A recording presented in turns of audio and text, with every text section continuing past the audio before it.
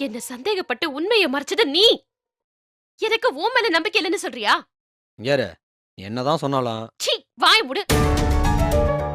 நானும் போனா போகுதுன்னு பொறுமையா போனா ஓவரா போற.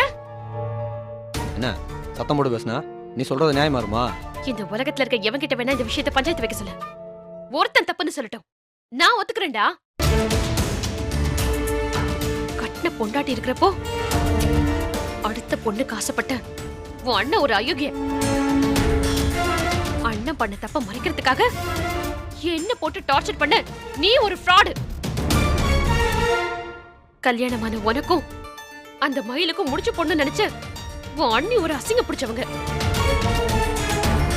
இது எல்லாத்துக்கும் கூட இருந்து ஒத்து ஊதுன உங்க அம்மா ஒரு. இவங்க எல்லாரையும் விட்டுட்டு பாதிக்கப்பட்ட என்கிட்ட உன் கோவத்தை காட்டுவியா? என்னடா முறைக்கிற? உன்னை நேசிச்சது மட்டும்தான் நான் பண்ண தப்பு. உன்னை மறக்க முடியாம தவிச்சது மட்டும்தான் நான் பண்ண தப்பு.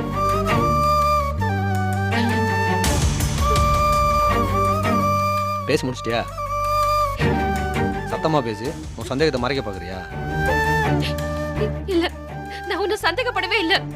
உறுதியாவே நம்பினேன் நீ தப்பு பண்ணன்னு. ஏன்னா நீ தப்பு பண்ணன்னு சொன்னது வேற யாரும் இல்ல, நீதான் சொன்ன நான் தப்பு பண்ணேன்னு.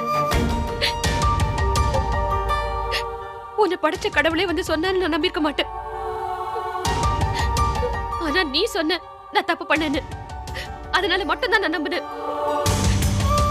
இது தப்புன்னு சொன்னா சொல்லிட்டு போடா. நீ பாரு, நீ என்னதான் அழுது புரண்டாலும் நான் உன் பேச்சை கேட்க மாட்டேன். என் மனசை நான் இறுக்கி பூட்டிட்டேன். அதில் உனக்கு இனி இடமே கிடையாது. நீயும் நானும் பேசுறதுக்கு நீ ஒன்றுமே இல்லை. உனக்கு எனக்கும் எந்த சம்மந்தமும் கிடையாது. உனக்கு ஒரு வக்கீல் நோட்டீஸ் வந்திருக்கு. கோர்ட்டில் நீ என்ன சொல்லணும்னு நினைக்கிறியோ அதை சொல்லு, என்கிட்டலாம் கேட்காத. என்ன பண்ணணும்னு உன்னால் யோசிக்க முடியலன்னா ஒரு நல்ல வக்கீலா பாரு, அவர் சொல்லுவார் நீ என்ன பண்ணணும்னு.